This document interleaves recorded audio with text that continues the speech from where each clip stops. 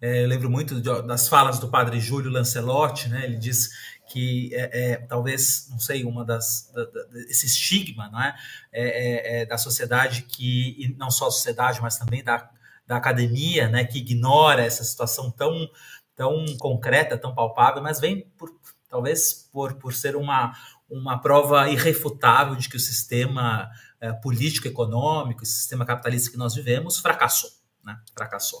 E aí acho que vem a pergunta aqui do Anderson Barbosa, deixa eu colocar aqui, que é jornalista, né, do site que vem das ruas de Sergipe, que pergunta, e aí eu dirijo ao professor Dimitri, como a mídia pode ajudar nessa discussão do fenômeno da população em situação de rua? Qual a avaliação da atual cobertura dessa mesma mídia?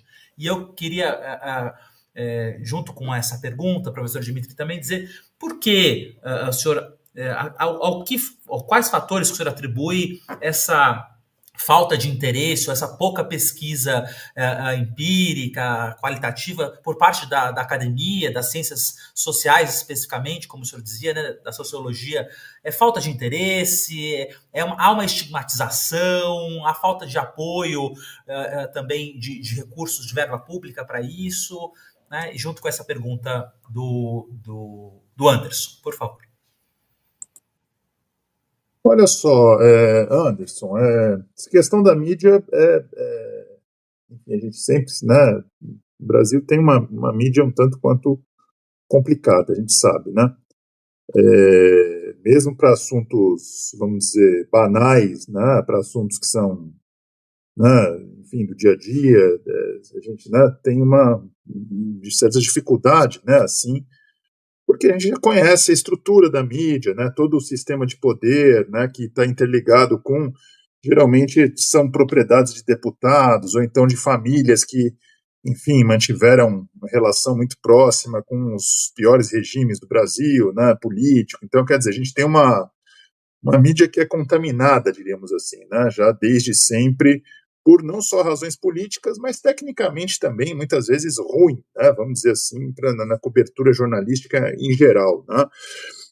Eu acho que a questão da situação de rua entra nesse sistema, assim, né, primeiro, dessa mídia que tem né, já tem certo viés de classe, né, ao abordar determinados assuntos, né, que sejam mais palatáveis à classe média, né, que as pessoas consigam se identificar mais.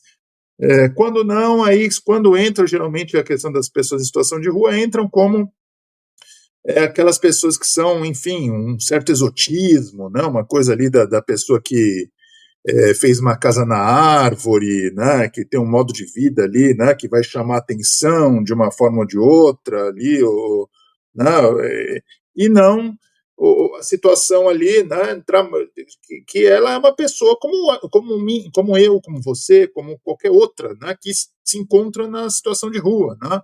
Parece que elas são pessoas fadadas, né, a serem diferentes, a viverem no meio da sujeira, a viverem sem higiene, a viverem sem um teto, enroladas em cobertor, né? E que não são pessoas como nós. Né? Então, quer dizer, eu acho que, em primeiro lugar, os jornalistas eles deveriam aprender, né, a retratar, a ver nessas questões como questões humanas e sociais, antes de qualquer coisa, e não como fatos diversos, né, não como exotismos, não como, né, figuras, né, estranhas ou diferentes, humanamente diferentes da gente. Muitas vezes eu tenho essa impressão, não sei se vocês também têm, né? Parece uma outra qualidade humana, que não a da classe média, né? Enfim, são essas questões assim que chamam bastante atenção. A outra questão qual que era, Gabriel? Desculpa. O porquê dessa pouca pesquisa empírica na sociologia, nas ciências sociais?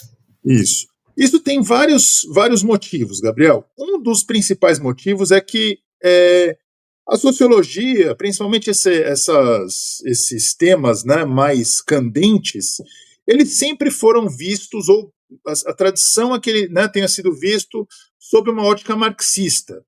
E uma ótica marxista ruim, vamos dizer assim. Né? Uma ótica marxista que pega o Marx foi, enfim, um autor sensacional, um autor que, né, tem muitas contribuições atuais e que a gente, né, de uma forma ou de outra, se reapropria, né, e dialoga muito com ele. Por outro lado, tem uma apropriação do Marx muito tacanha, muito ruim, né, na sociologia, e essa foi que terminou predominando, né, na sociologia brasileira, principalmente ao lidar com aquelas pessoas que são vistas como pessoas que participam do chamado exército industrial de reserva, ou então do lumpesinato, né, no linguajar marxista. Nesse certo marxismo, o lumpesinato nunca importou enquanto um objeto de análise. Por quê? Porque eram pessoas que estavam à margem da sociedade, não contribuíam para a revolução, não contribuíam para a classe operária, e aí eram pessoas que não interessavam você conhecer como que é o meio de vida delas, porque elas... Né, o Marx mesmo tinha diversos preconceitos no século XIX sobre essa população, o que era explicável, compreensível no século XIX. Né? Para o Marx, os lumpens eram quase que naturalmente, né, o lumpesinato eram pessoas com predisposições, né, de vagabundagem, de ladroagem, né? Enfim, ele descreve isso no 18 Brumário, né, um livro famoso dele, como que, né, o lumpesinato seria, né, composto pela ralé da população, né, ali, que eram pessoas que quase que intrinsecamente não eram capazes de se integrar à sociedade. Né? Essa tradição foi se desenvolvendo, assim, uma das razões seria essa, né, ao longo do tempo. E, no fim, a sociologia tem, da década de 60, 70, tem um só trabalho. Olha só, tem um trabalho sobre tudo. Sobre pessoas em situação de rua, que naquela época eram chamadas de mendigos, né? Tem um só livro que se chama Mendigos na Cidade de São Paulo, né, Igor? E que nem de uma brasileira é de uma belga que fez um estudo no Brasil, né, na década de 70, né? A Marie Guerlain, né? Marie-Christine Guerlain, se eu não me engano, Stoffels, né? Marie Guerlain Stoffels, para ver como que isso não era da agenda daquela sociologia, nem da USP do Florestan, nem do Rio de Janeiro do ISEB, do antigo IUPERJ, dessas instituições, né, históricas, não era da agenda deles, e durante muito tempo ficou não sendo, né? Até hoje não é da agenda da sociologia, o que é estranho, porque foi um objeto que terminou sendo abraçado pelo serviço social, pela psicologia, né, pela antropologia, tem vários trabalhos, né, de antropologia, mas isso, né, que o pessoal até estava falando nos comentários, a sociologia, ela é a disciplina por excelência que consegue fazer esse vai e volta entre o macro, né, a questão da política econômica nacional, das nações, etc., e o micro, né? Se a sociologia não faz isso, as outras disciplinas não vão fazer. Então, quer dizer, né, a antropologia se interessa pelas questões mais micro, né? Assim como a psicologia, que vai se interessar, enfim, por outros elementos, né, outros fatores.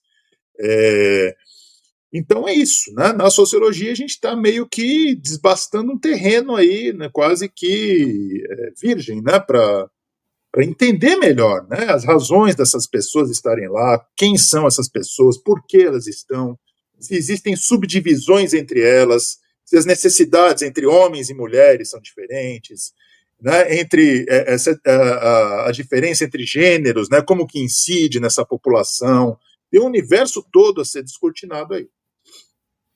Fundamental, fundamental. Oxalá, com certeza, a obra, né, essa obra que vocês publicaram vai despertar, já tem despertado aí a discussão. Queria agradecer o convite, acho que é muito, né, interessante a gente poder ter esses espaços para poder falar com um pouco mais de profundidade, né, sobre as nossas pesquisas, né, sobre essas questões que são, enfim, tão importantes, né, que geralmente a gente tem, quando a gente é entrevistado pela imprensa em comum, a gente tem 30 segundos para falar alguma coisa, aí no fim eles falam uma coisa que a gente não falou nada daquilo, né, enfim, acho parabenizar vocês, né, aí por esse espaço e dizer que, enfim, a gente está, né, disposto aí, disponível sempre ao debate, né, a esclarecer o que a gente puder esclarecer, né, sobre essas nossas pesquisas aí, porque são,